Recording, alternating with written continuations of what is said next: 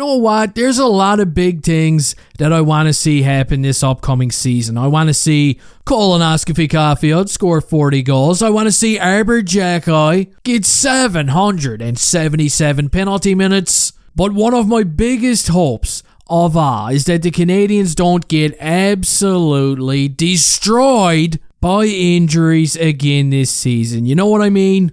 Because the past couple of years were pretty annoying injury-wise, and it was getting painful to watch. Let's look at last season, for example. We were excited because Caulfield was on pace for 40 goals, and then bam, he got injured. Then we got Junkie, who was a fan favorite, and he was having a good old time, roughing everybody up until bam, he got injured. We seen Caden Gooley go down a couple of times, Kirby Doc missed some time, poor Brendan Gallagher's like a carpenter bug that just got flipped over on his back. Yup. At the end of the season, Nick Suzuki was pretty much the last man standing. I bet they didn't even let him go near a tree in case he got struck by lightning. And I know some of you are probably thinking, man, every team deals with injuries. And yes, you're right.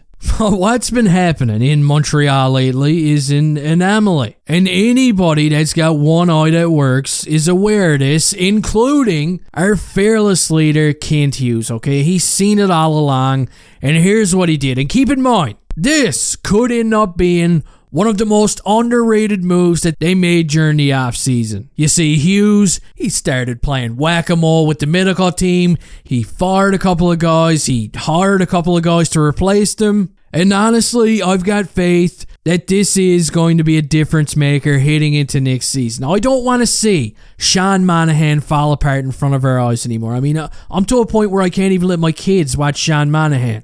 It's gruesome. I also don't want to see players that are hurt continuing to play and, worsening themselves into a long-term injury. I don't want to see a young stud like Caden Gooley get hurt like he did towards the end of the season and then, just let him come back out onto the ice and finish the remainder of a pointless game. Why not? I don't want to see any of that shit. Even if Prince Charles here says so.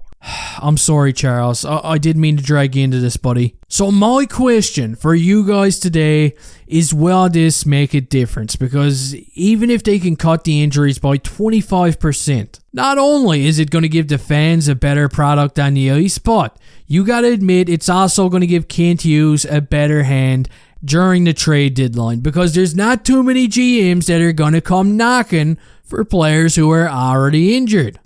We learned that already, didn't we? Because during the last trade deadline, when Monahan and Edmondson were injured, they couldn't trade shit on a stick for 10 cents a lick. But hopefully, the changes that have been made during this offseason keeps these brittle little Habs players away from the hospital next year. Jeez. Yeah, they still might lose a bit, but they are a lot more exciting when 90% of their players are healthy. So let me know what you think down in the comment section. Don't forget to let your pet squirrel bite the like button on the way out of here. And hey, I'll see you next time.